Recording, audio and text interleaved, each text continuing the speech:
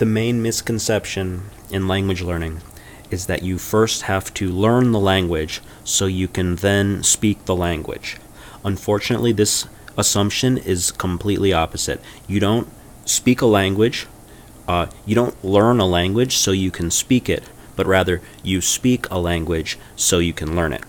Okay, you learn by doing, like learning to ride a bike.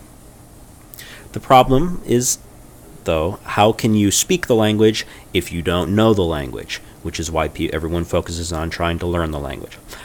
My solution to this is called the language matrix. It's the idea of presenting language as a matrix, which allows you to begin conversing in the language immediately, simply by mixing and matching building blocks. Conversation for beginners: Spanish, Portuguese, Arabic, English at the same time. Hey, this is Tony Marsh, and this is the first video in a series of 8, which should all be around 5 minutes long, hopefully. And it's just designed to show you the power of matricization in a language, presenting language as a matrix, which allows you to converse in the language without even knowing the language, and thereby learn the language by speaking the language. And it's also good if you're learning English, Spanish, Portuguese, or Arabic, or any of the 4, or all of the 4, or even none of the 4, whatever it may be.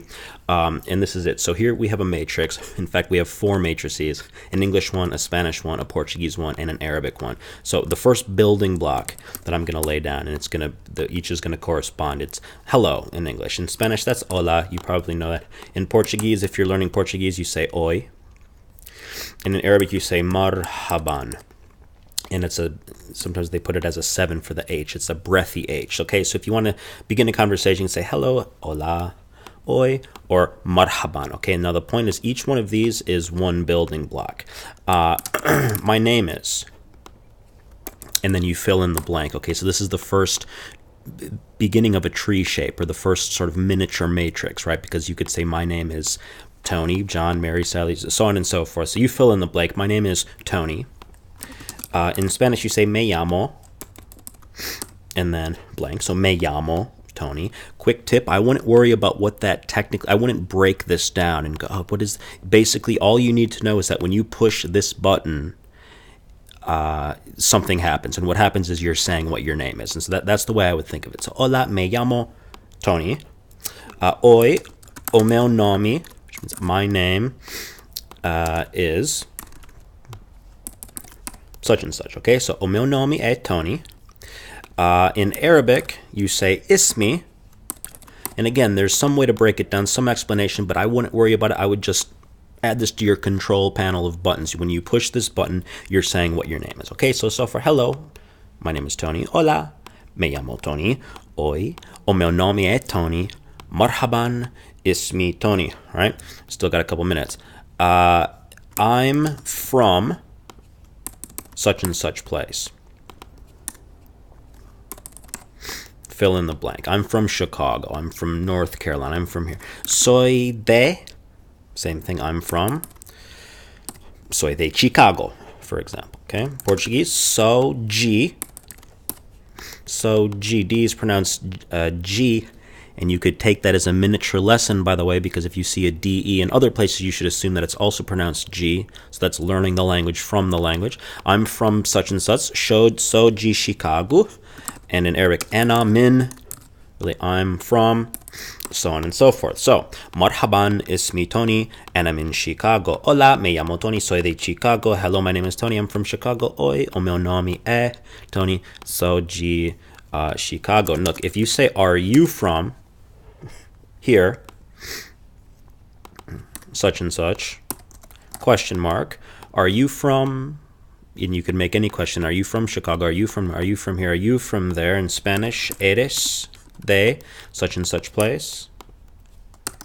Eres de Chicago. Eres de Mexico. Eres de here. Eres de there. Portuguese, você é. Are you from such and such place? Você é de Chicago. Você é from somewhere else. And in Arabic, hal anta min such and such place. Hal anta min Chicago. And by the way, that's if you're speaking to a male, you say hal anta min. And if you're speaking to a female, slight adjustment, you say hal enti min such and such place, question mark. So that's a little matrix there, because you could say I'm from here or are you from there. And let's do one more thing real quick. One more thing.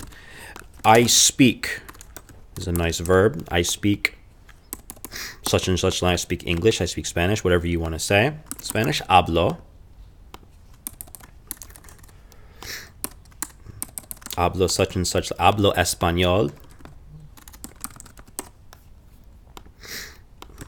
But I speak English. Portuguese is falo.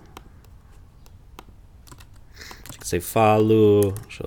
Falo Portuguese.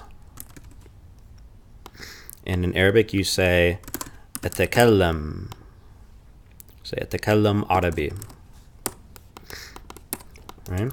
Now, the trick to forming or creating what I call instant conversation is by taking the same verb and putting it putting in the second person form of a question. So I speak becomes do you speak? Hablo becomes hablas. Falo becomes você fala? Question mark. And أتكلم becomes هل تتكلم. Okay, so by pivoting around that verb, you can create instant conversations. So I speak English or Spanish or whatever. Do you speak English, Spanish? Hablo español, hablo portugués, hablo árabe. Hablas español, hablas inglés, hablas árabe, no? Portuguese, falo português, você fala português, because your verbs are the nucleus of your thought. That's the center of the sentence, and you create instant conversation around a verb. أتكلم عربي.